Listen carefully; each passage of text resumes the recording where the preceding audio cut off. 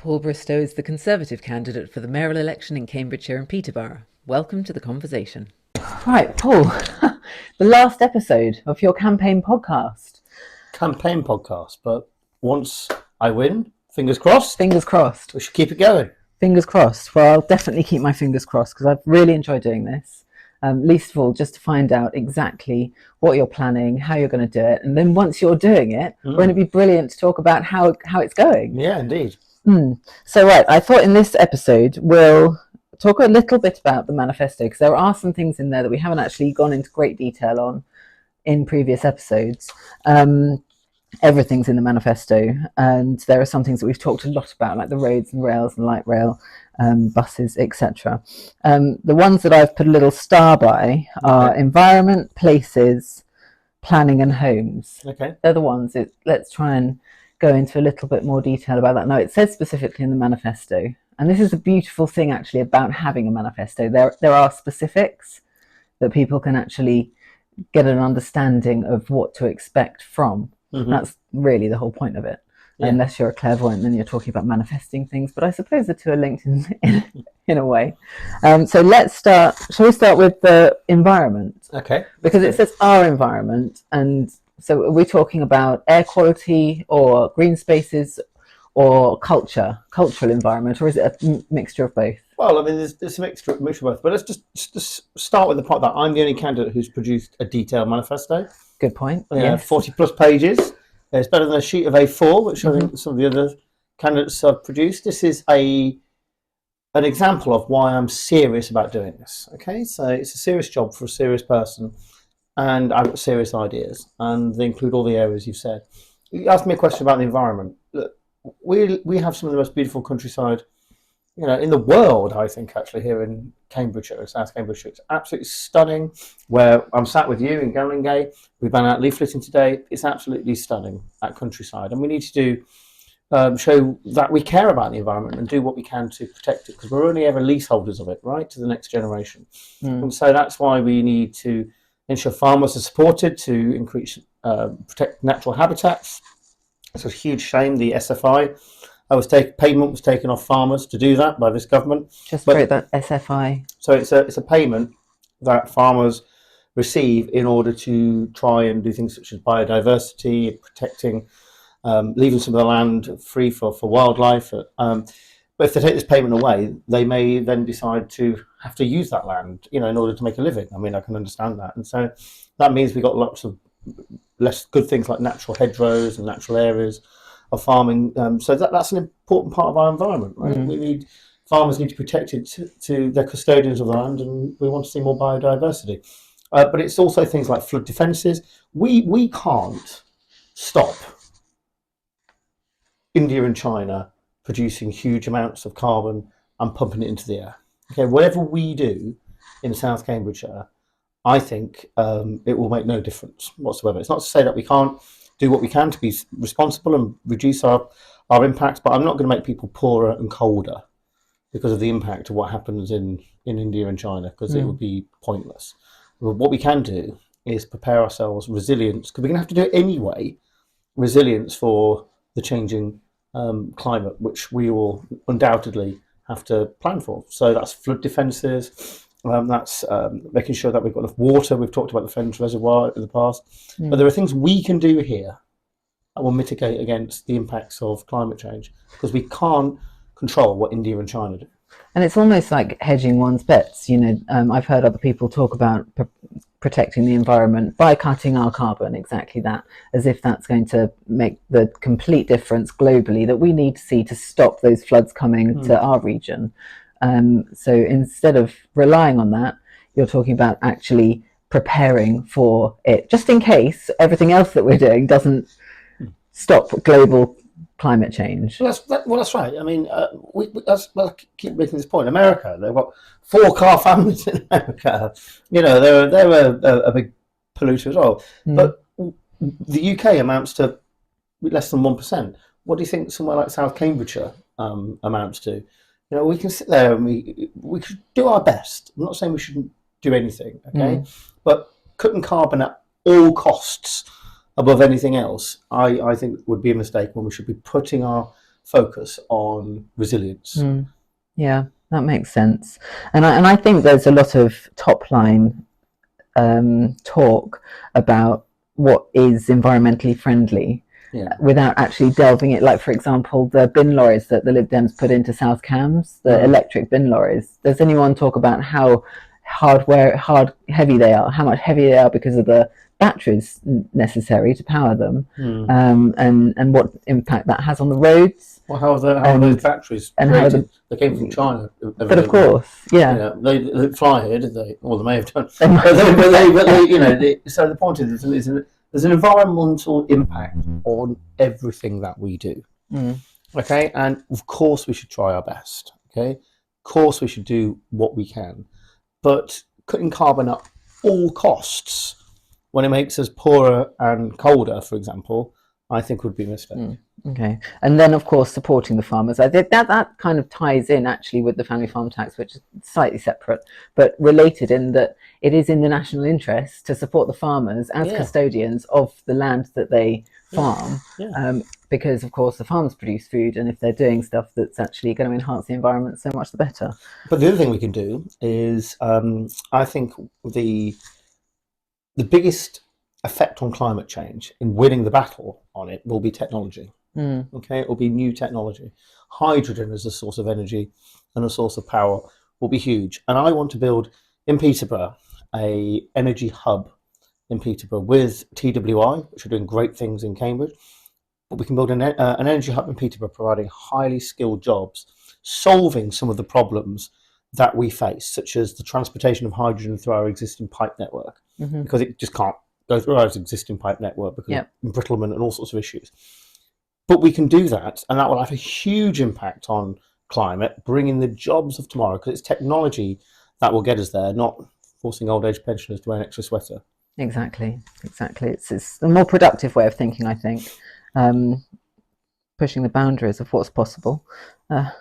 Visionary, some might say. Yeah. So the next point, I mean, to be fair, we could not stop about the environment, because again, it ties into education. I didn't. We went. Who was it? Martin Lyons. We met at his farm and said he wanted to meet. He wanted. He's one of the key things is going to be educating children, because nowadays they think that the food comes from the cupboard because it gets delivered. They don't even think it comes from the supermarket. It's getting kids from Peterborough, from Cambridge, from Huntingdon, from St Neots into the countryside. And seeing how their food is produced.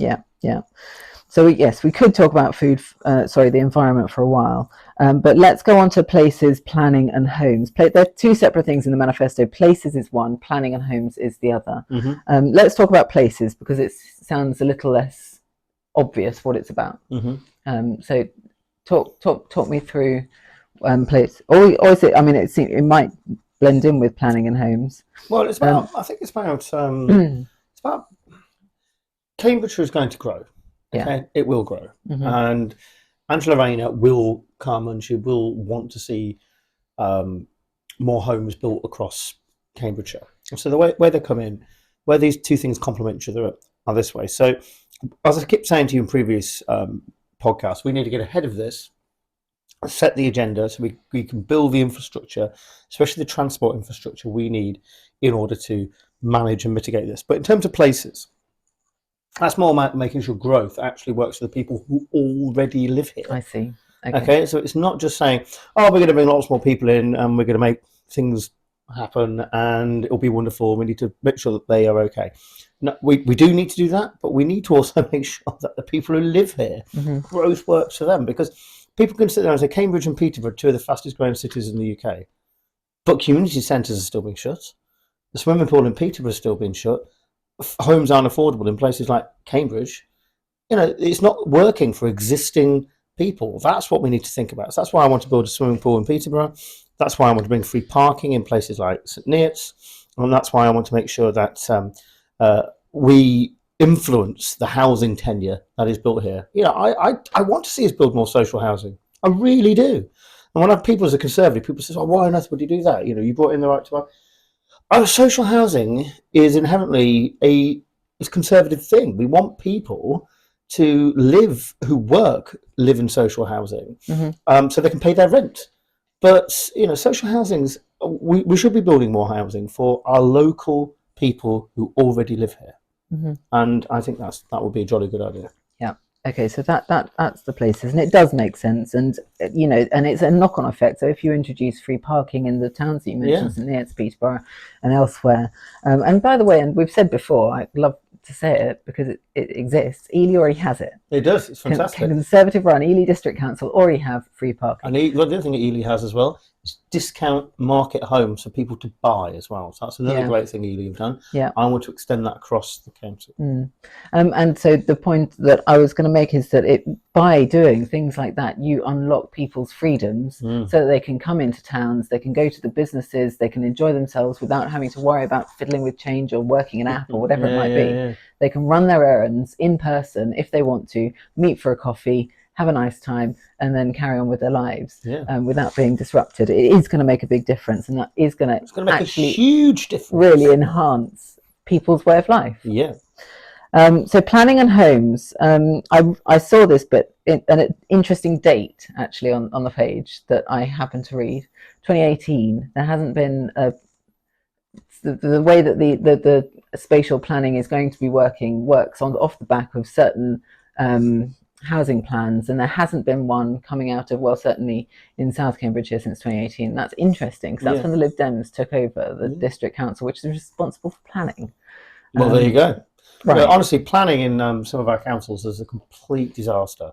And when I was meeting someone who's advising me on some rural matters, I was out in some of the villages of South Cambridgeshire, and she was telling me that sometimes these villages who want to grow modestly but productively by, say, let's build an extra 10 homes in this village, let's build an extra 15 homes in this village, let's build an extra 5 in this village. So those villages have a future, i.e. the pub, the school, the village shop, all have extra people coming in, and the village just doesn't grow older and older and older. You have younger families coming in. But they're being prevented from growing by this modest number because of things such as sustainability. There's not a bus route in the village, and so it's not sustainable. Well, hang on a minute, it probably should be a bus route in the village, but that also can't be a reason not to build those homes, because the village will die unless they modestly, because the house prices are so expensive. So as people get older, they don't want to sell their homes because they're so expensive. It prices out other people. But if you modestly build a few family homes in these villages, we can make these villages survive. And it's planning departments that turn these things down, which you think is just madness, on things such as sustainability. It is frustrating, especially when they're responsible and you think they've got everyone's interests at heart, and you think that there's going to be someone productive. It's quite a letdown and quite disappointing when it turns out that isn't necessarily the case, because they've got this one obsessive view that we just need to be environmentally friendly. It's a tick box exercise, right? Computer says no. Yeah, actually, with a sense of kind of. That's why it's important to get these local plans right, because they'll be going, to be fair credit, they'll be going by the local plan. Right, that was produced however many squillions of years ago. Some of the councils are making up their own local plans now, but something that's really, like Peterborough's, their draft local plan is out, for example. But something which is really, really important will be my plan, if you like. I have to build my own mayoral plan. Is that from the spatial planning? It's a spatial development strategy. That's exactly what it's called. Yeah. So you build your own plan. So then that will then be able to govern. And not government, that's not the right word. That will be able to influence how we build across Cambridgeshire. And of course, if the Act goes in the way that it does, the mayor will get planning responsibility and call-in responsibility. So if there is a big development that for one reason or another the local council can't make a decision, or it appears to have been the wrong decision, it can go to the mayor, who can then say yes or no. On these big strategic places. That's why we can get a community stadium Peterborough through, for example. I'm looking forward to that. Fingers crossed. Fingers crossed. So look, we've got a few minutes left. I just we could maybe just a final word on the combined authority itself. Yeah. It's not necessarily always clear, and we can reiterate, actually, I'd like to reiterate the difference between the combined authority and the Greater Cambridge Partnership, known as the GCP. Yeah. Just a few words on the combined authority. Well, the GCP, of course, we're going to abolish. The We will combined abolish it. authority, the combined authority itself. So it's, I'm sure your listeners will be aware, but the way it's governed, there's a board of each leader of each council across Cambridgeshire. So that's all the district councils, Peterborough City Council, and Cambridgeshire County Council. And they sit on a board, and the idea is that they hold me to account, but also I have to work with them to deliver parts of my agenda, and it's about consensus and about how we all work together. And of course, we're going to give that a go. I think but I think that body is far better. Would be far better used as a scrutiny function, so they can hold me to account. That's what I think they would want to do. I would welcome that. I want to be held to account. I want to be open, transparent. But in terms of delivering my agenda, yes, if they're on board, they can deliver parts of my agenda. That'll be fantastic. But I also want to bring in experts, the good and the great of Cambridgeshire, to help me deliver my agenda, deliver light rail for Cambridge, to deliver community stadium for Peterborough, to dual RA roads, to make sure we're connected by faster trains. These are big projects. I need the brightest and the best in to help me do them. Good. That is really encouraging because yes, you're right. The chairs of or the council, if you like, from the constituent councils, don't necessarily have that expertise. Some of them might. They've also got their own job. They're running their own council. Right. Exactly. I mean, if you're a leader of Cambridge City Council, and you're the Labour councillor there, look, good luck to you. Okay, you've got a big job of your own to do. And if you want to come on board and help me as part of the combined authority, fantastic. But I also recognise and understand your mandate in Cambridge, and your focus is going to be on doing what you need to do in Cambridge. Interesting. And just to finish, you said abolish the GCP. That's because it's an unelected body. It's an unelected, yet it siphons money from taxpayers. It's unelected, and it was created in that coalition government time. They say every good idea has lots of parents, right? And every bad idea is an orphan. It's a bad idea. It didn't work. Okay, that money should come to the mayor. If I spend it wrong or people disagree with how I'm spending it, then you can kick me out. At the moment, the GCP has wasted all that money on a failed congestion charge scheme, on things which, I mean, I can't see what they've done, particularly with the money that they've been getting. Over half of it's gone. Should scrap it, start again. Yeah, good idea.